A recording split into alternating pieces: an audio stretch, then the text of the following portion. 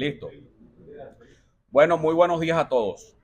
En el lápiz, como verán, siempre seremos incómodos, porque tenemos el coraje de decir la verdad y de hablar con la verdad. Nosotros tenemos tres principios que nos van a acompañar siempre. Uno, el respeto a la dignidad del ser humano. Dos, la búsqueda del bien común. Y tercero, el libre albedrío. Un verdadero proyecto de poder en Venezuela debe tener una política hacia lo militar. El lápiz la tiene. No vine a la política a satisfacer egos y dármelas de mártir. No soy candidato a ser aspirante de tener en mi currículum ser ex candidato. Quiero ser presidente de la etapa más difícil y compleja de la historia de Venezuela. Pasar de un gobierno militarista y pretorianista a uno de ciudadanos libres y con una fuerza armada ocupándose de su verdadero rol de defender la soberanía y la seguridad y la paz de la República es un objetivo clave. Para ello hay que contar con militares con tropa y no con babiecos sin soldados ni oficiales que puedan garantizar la estabilidad. Es que algunos parecen querer ser presidentes en el exilio, como Carmona, como Guaidó o como la señora que hoy se proclama, y eso será una nueva frustración para el pueblo venezolano, lo que yo como presidente de la República no voy a permitir. Si los venezolanos me eligen como presidente, tendré en cuenta aquel dicho de Rómulo Betancourt: ni me renuncian ni renuncio. Voy a ser el presidente del cambio seguro, de la ley a la ley a través de la ley. Quien me suceda en el cargo tendrá un país en paz y con instituciones sólidas. Y ese presidente tendrá las manos libres para designar al ministro de Defensa que quiera, como hoy en España pueden designar a una ministra de Defensa mujer y civil, como es el caso de Margarita Robles. Tengo plena conciencia y conozco a fondo la historia militar venezolana, pero hoy no puedo hacer reuniones con militares para poder ir seleccionando un alto mando, ni mucho menos puedo hacer campaña en los cuarteles venezolanos. Es irresponsable y sería otra estafa más decir lo contrario. Por ello, Vladimir Padrino López o quien esté al mando del Ministerio de la Defensa podría pasar el tiempo requerido hasta tener un diagnóstico a fondo de la situación militar. Es decir, ratifico lo que dije. Vladimir Padrino o quien sea el ministro de la Defensa y los miembros del alto mando militar para el momento de la sucesión presidencial del 2024 o de enero 2025, pues déjenme decirles que va a ser ratificado ese alto mando militar hasta tanto como comandante en jefe no tenga un diagnóstico claro y eficiente de la situación real de la Fuerza Armada venezolana. Creo que si Rómulo Betancourt no hubiese tomado una medida tal cual como yo la estoy proponiendo, no hubiésemos gozado jamás de 40 años de democracia. Tuvo que ratificar y validar a un alto mando militar que había estado en la cúpula del perejimenismo. En Venezuela todo el mundo quiere cambio. La oficialidad, las tropas y sus familias también necesitan un cambio en su calidad de vida. Un plan de bienestar que incluya vivienda, vehículo, seguro, hospital militar que está en una situación grave y decadente, créditos personales y familiares y apoyo a los estudios de los hijos de los militares, que es tan importante. En otra vertiente está la recuperación del apresto operacional. Eso incluye el entrenamiento, la educación y la preparación de los militares para cumplir su misión.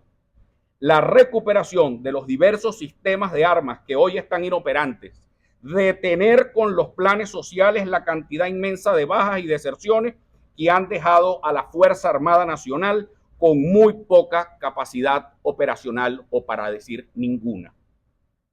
Hoy me he topado en las calles de Caracas con capitanes que dejaron y pasaron su baja para ser barberos. Raidery, o incluso he visto hasta en los propios comedores populares del estado de Aragua a suboficiales de nuestra Fuerza Armada Nacional. La vieja cúpula de la oposición tiene ya un cuarto de siglo con una posición esquizofrénica frente a los militares. O les adulan o los insultan, o les susurran para invitarlos a conspirar o les gritan para ofenderlos. Ninguna de esas conductas tiene nada que ver con el interés trascendente del país, con el interés profesional de la institución castrense, ni con el interés genuino de la familia militar venezolana. Corrupción, conflicto y decepción han sido características de esta vieja oposición fracasada y que ha intentado miles de veces la vía de la ruptura del hilo constitucional y reiteradamente ha sido fracasado, como el histórico golpe de los plátanos en un distribuidor de Altamira. Lo mismo debe afirmarse a propósito de la relación disfuncional del proyecto político oficialista o mal llamado revolucionario. Partiendo de un hecho cierto, que era la condición militar profesional del presidente Chávez, se ha tratado de instalar una noción incierta, degradante e inconstitucional, que la Fuerza Armada es un partido político al servicio del oficialismo y que la Fuerza Armada es chavista y socialista y que el proceso político oficialista es una revolución armada. Con frases altisonantes, toda esta verborrea esconde una sola intención: disminuir la Fuerza Armada Nacional en su condición de institución fundamental de Venezuela como proyecto nacional, para reducirla a mero apéndice verde oliva de un grupo en el poder. Eso, por nocivo e inconstitucional, es inaceptable para la institución armada y para el país. Aquí simplemente un detalle operativo para los señores que gritan desde el Twitter y desde sus teclados. El actual ministro de la Defensa, o quien ejerce sus funciones para el año 2024, será también el jefe del Plan República. Es decir, hay que ser bien animal para decir que vas a raspar a todo el alto mando militar y a todos los comandantes de fuerza cuando son los que te van a garantizar el cuidado del voto. Para la Alianza del Lápiz, el papel de la Fuerza Armada Nacional está perfectamente descrito en el artículo 328 constitucional. Cualquier otro añadido, adjetivo o contrabando ideológico de derecha o de izquierda contraviene la disposición constitucional y vulnera el rol histórico de nuestra historia militar. El oficialismo ha resultado y ha mal utilizado todo el personal de nuestra Fuerza Armada Nacional, poniéndolos en cargos que no tienen, no es la capacidad, es que es la preparación para los cargos. Porque no debemos nosotros borrar la historia de un plumazo cuando el primer presidente de la Corporación Venezolana de Guayana, designado por Rómulo Betancourt, era un general que venía designado también dentro de la cúpula perejimenista, que era el general Rafael Alfonso Rabar. Es decir, que aquí en Venezuela, sin hablar del resto de América Latina, los políticos civiles hemos tenido que entender que la dinámica militar es distinta a la civil y que la familia militar y la institución militar se respeta. La institución militar tiene que reasumir como prioridad fundamental de su pensamiento y accionar todas las dimensiones de lo que implica la seguridad y defensa de la nación, desde nuestra frontera física hasta los desafíos que para la soberanía nacional implican los nuevos escenarios tecnológicos, científicos, como la inteligencia artificial. Nosotros no somos partidarios de la eliminación de la Fuerza Armada. Al contrario, necesitamos fortalecer a la institución armada, pero fortalecerla a través de la educación, fortalecerla a través de la instrucción, de la formación y del equipamiento, porque somos en medio de este escenario internacional. Este es un país que quiere ser secuestrado por otros estados y también por grupos irregulares que quieren secuestrar nuestras riquezas minerales. Necesitamos tener una Fuerza Armada bien organizada, bien equipada y bien profesional desde el punto de vista científico y desde el punto de vista técnico. Es decir, sí la necesitamos para cuidar nuestro petróleo, nuestro oro, nuestros diamantes y nuestros recursos minerales. Hoy tenemos amenazas muy diversas, desde estados hasta grupos terroristas.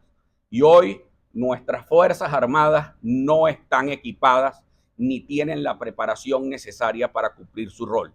Cuando pusieron a nuestra Fuerza Armada, al igual que PDVSA, a vender pollos en esquina, evidentemente lo menos que se estaba haciendo era dándole apoyo institucional a nuestra fuerza. Lo que estaban era denigrando la historia de nuestra Fuerza Armada y el rol fundamental y estratégico que deben jugar, no para meterse en política a favor de unos ni de otros, sino para ejercer el rol supremo y sagrado de defender el suelo patrio.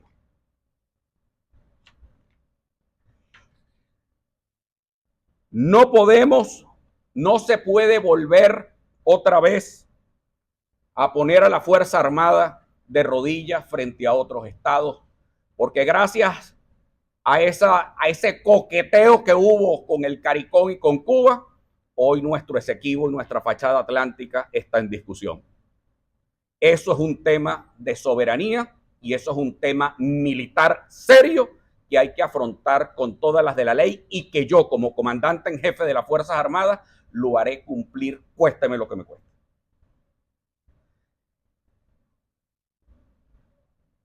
Para la Alianza del Lápiz también es fundamental que las posibilidades de ascenso institucional y de mejora concreta de la calidad de vida de los integrantes de nuestra Fuerza Armada estén determinadas por el mérito profesional y no por consideraciones de naturaleza grupal o política. Mientras un grupo reducido de militares se ve beneficiado por los ingresos o prebendas que se desprenden del ejercicio de altos cargos en la administración pública, hay un sector muy grande de nuestra Fuerza Armada que se ve sorprendido por un llamado institucional a que busquen emprendimientos particulares el ingreso que la institución ya no les puede garantizar. Esta odiosa asimetría va a terminar en nuestro gobierno. Esto es igualmente válido para los profesionales militares que se encuentran en la honrosa condición de retiro. Ninguna estrechez económica justifica el maltrato o la descortesía hacia estos venezolanos que dieron ya sus años productivos a la institución armada del país. Hoy la familia militar, hace ya un cuarto de siglo, que la familia militar está desprovista de haber cumplido la disposición constitucional de generar un sistema de seguridad social para la familia militar. Ni unos, ni otros, ni la Asamblea Roja Rojista, ni la Asamblea de la vieja oposición cumplieron con este mandato y ahora llaman a la misión Negro Primero para la protección social de la familia militar en absoluto despojo de su condición y altura. Queremos marcar también una diferencia clara. No hay dignidad sin seguridad social. Me ocuparé de la seguridad social de los militares, así como de los maestros, los médicos, las enfermeras y jubilados, con una economía abierta a las inversiones y una moneda sólida que sea orgullo de nuestro gentilicio y no un bolívar degradado por un gobierno que se llama bolivariano y ha despreciado nuestra moneda. Por último, quiero decir y manifestar la profunda diferencia que hay entre militarismo y el respeto a la Fuerza Armada. Mi presidente favorito en la historia es el general Isaías Medina Angarita y fue el gobierno menos militarista de toda la historia, a pesar de ser un gobierno presidido por un militar. Mi respeto y admiración para todos los miembros de la Fuerza Armada. Nuestro gobierno será el gobierno del cambio seguro, sin sobresaltos ni mentiras. Muy probablemente, como los profesores exigentes o como los médicos que dicen verdades, en la primera cita siempre es amargo decir los pasos a seguir. Pero créanme que después terminamos siendo estos que estamos queriendo construir, no una ruptura, sino queremos tener un cambio consensuado, porque ya los niños venezolanos y este país no aguanta más violencia, encaminados en decir la verdad y nada más que la verdad. ¿Preguntas? Teniendo a Coscojuela aquí, tenemos que recibir preguntas. A mí me da la impresión que la propuesta también puede garantizar la impunidad ante la violación de derechos humanos que han sido acusados una parte de los militares. Fíjate, Javier, eso es un tema sumamente delicado que le corresponderá a la justicia venezolana recuperada actuar. El que venga a ser presidente de la República y se pare aquí a decir que va a venir a cortar cabezas, primero no está respetando el papel de jefe del Estado y presidente constitucional. Porque la verdad es que es al Poder Judicial que le corresponderá juzgar los crímenes cometidos durante todos estos años por unos y otros bandos. Esa es la verdad. Recuerdo el caso del general del presidente Alfonsín y la terrible junta militar de Argentina en su momento, y tuvo que dictar la ley del punto final y la ley de la obediencia debida. O el caso que tuvo que asumir Adolfo Suárez en España cuando tuvo que designar al general Gutiérrez Mellado como primer vicepresidente del gobierno y además ministro de la Defensa, siendo Gutiérrez Mellado un hombre que era jefe de la falange franquista, y además de eso tener que ponerle a dar la mano y estar en el mismo hemiciclo que Santiago Carrillo después de la Guerra Civil Española. Es decir, Betancur tuvo que recibir a todo un alto mando militar que venía de tener la cúpula perejimenista, los que se cuadraban también en los desfiles militares y en la Semana de la Patria. Es decir, muchos en una sucesión pactada, en una sucesión consensuada, donde medie la mayoría popular legítima, pues hay que hacer grandes sacrificios. Evidentemente, mi mayor sacrificio es que no muera más gente. Mi mayor sacrificio es que ningún niño venezolano pase más hambre y más necesidad, porque quienes vengan con la chequera, con una chequera llena de venganza, lo que van a crear es más discordia, ingobernabilidad y un gobierno caído. Yo, espíritu de Guaidó o de Carmonestanga, no tengo. El presidente de la República no es juez, Javier. El presidente de la República no es juez. Tengo que serlo.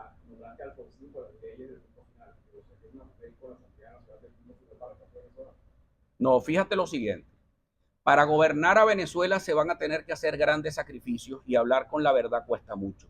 Hay que ser muy valiente para construir la paz, decía Juan Pablo II. Y sí, hay que tragarse muchas ruedas de carreta, pero la impunidad no es en la que lleva el presidente, son los tribunales de justicia. El que venga aquí a ofrecer que va a dar justicia plena siendo presidente de la República está usurpando funciones del Poder Judicial. Y lo primero que hay que respetar en Venezuela es la institucionalidad. Y el presidente de la República, por lo menos en mi gestión, va a ser un presidente que promueva el absoluto respeto a la institucionalidad y al Poder Judicial y rescatar pronto. Por eso es que cuando pase mi gobierno, yo quiero entregarle un gobierno en paz, un país pacificado, un país donde ya se puedan tomar medidas mucho más abiertas y puedan tomar decisiones que en un gobierno de transición en un gobierno de transición real, no de fantasía ni de Narnia, sino un gobierno real. Ahora, un gobierno con los pies sobre la tierra, tienes un gobierno primero que se tiene que mantener. Necesitamos militares con tropas para garantizar la estabilidad democrática una vez salido el gobierno de Maduro. Reformas, cambios, mejoras en el sistema de la Fuerza Armada Nacional. Con respecto al voto militar, ¿cómo manejará su gobierno este tema? En vista que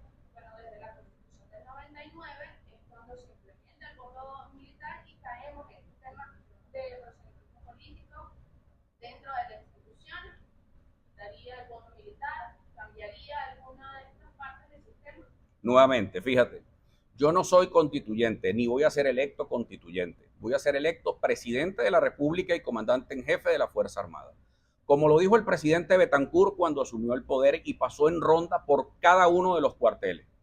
Hemos pasado 10 años, se los decía el presidente Betancur, diciendo que Acción Democrática y Rómulo Betancur eran enemigos de la Fuerza Armada Nacional por promover el comunismo. Eso fue lo que le decía Pérez Jiménez al alto mando y a los cuarteles, y Betancur fue para allá a decirle que iba a garantizar que en los cuarteles venezolanos no se hacía proselitismo político a favor de ningún partido político. Mi función como comandante en jefe va a garantizar que en los cuarteles venezolanos no se hará proselitismo político alguno. El derecho al voto de los militares está en la Constitución. Mientras la Constitución no se cambie, por las vías legítimas para modificar la Constitución, eso no está previsto. Pero además déjame decirte algo. Yo creo que el gravísimo problema social de Venezuela hoy no amerita una reforma constitucional, sino hacer cumplir la Constitución, que son dos cosas diferentes. Pero perder tiempo, o quien se ponga de candidato a decir que va a juzgar a fulano, que va a quitar el voto militar, que, bueno, eso me suena a mí al decreto de Carmona Estanga. Y con eso, no. Vamos a hacer las cosas de manera responsable y como es. Vamos a asumir el rol histórico que nos toca, que es montar un gobierno que estabilice y regrese la democracia con la institucionalidad debida.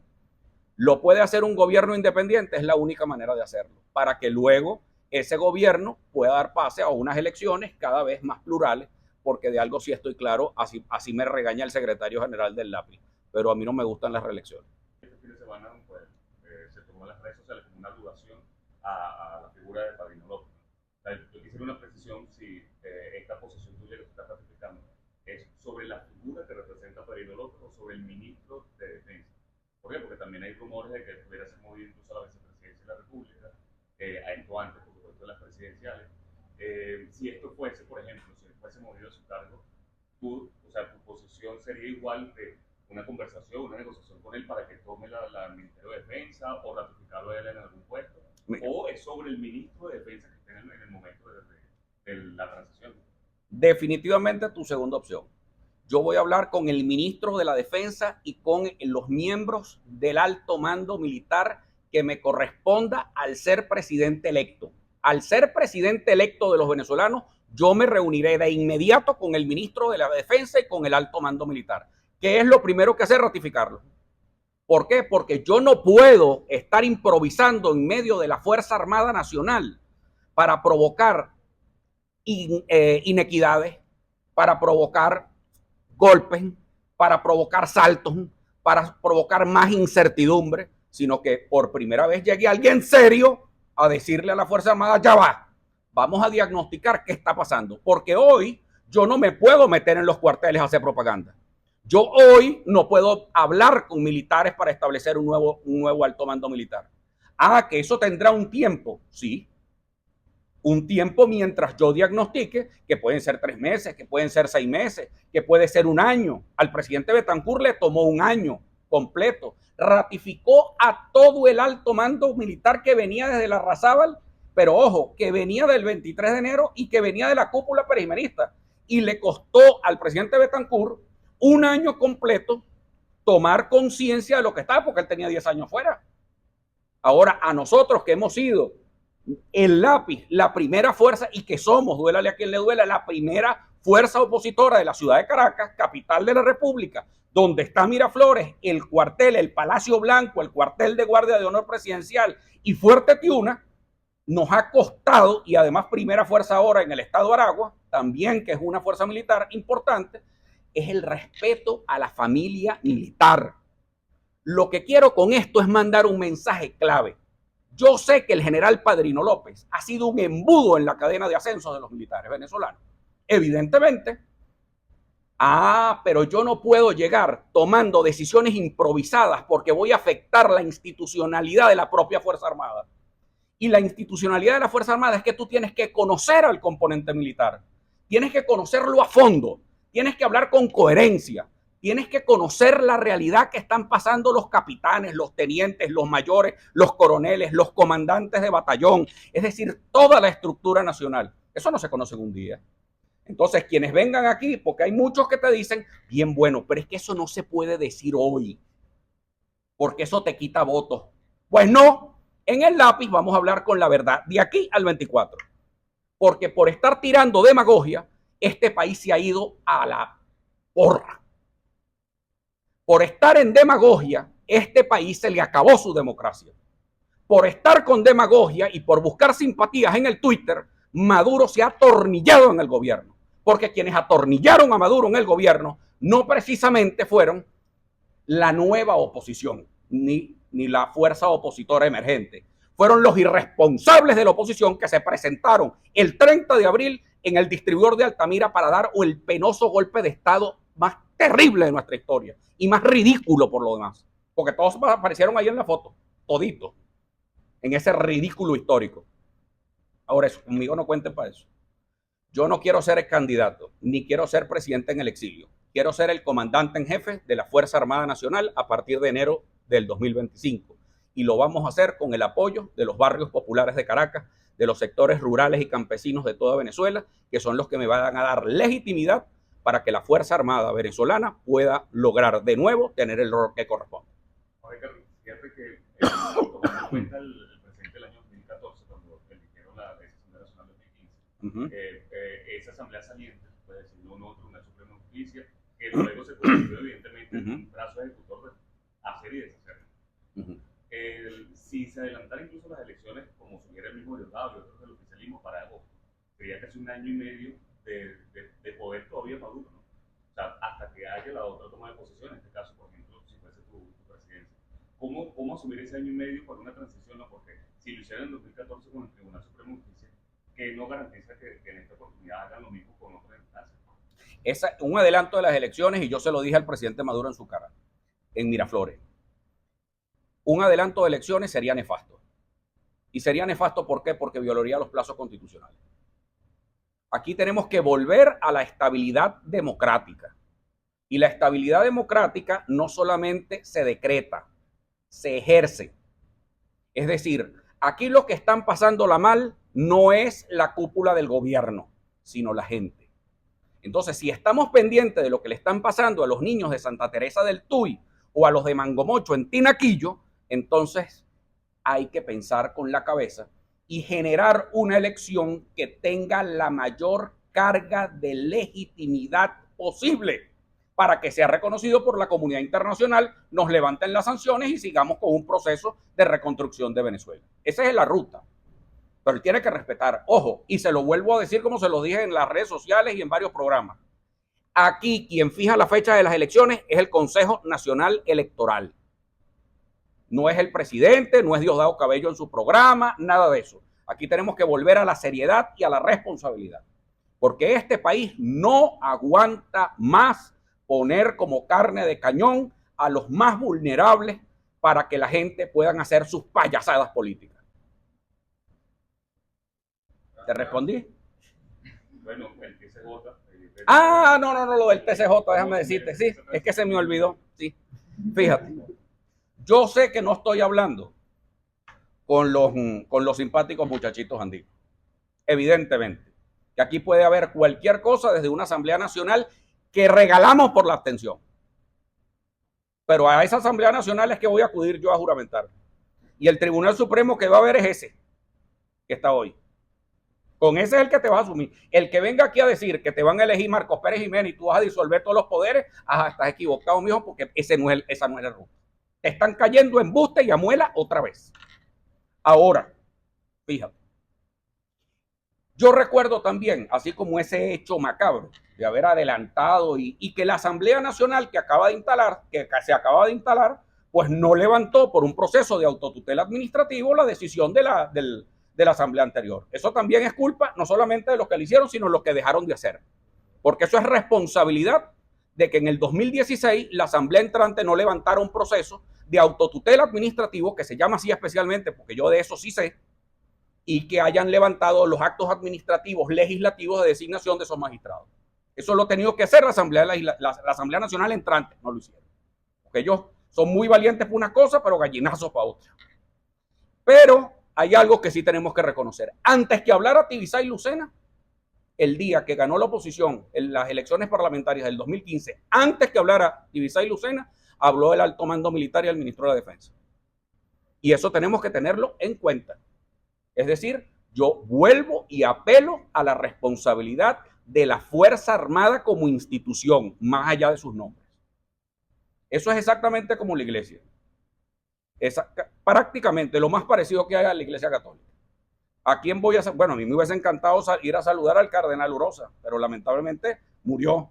Ahora el cardenal, arzobispo de Caracas, es Monseñor Porra, el cardenal Porra, y tengo que ir a saludar al cardenal Porra y ir a un Te Deum en la catedral, como sí se usa. En el toma de posesión nuestra sí va a haber un Te Deum en la catedral de Caracas. Pero lo que sí es que te digo es que yo creo en ese espíritu siempre y cuando se respete la institucionalidad. Eso es lo más importante. Y ese es el fondo de mi decisión. Esto no es un problema de nombres, esto es un problema de instituciones.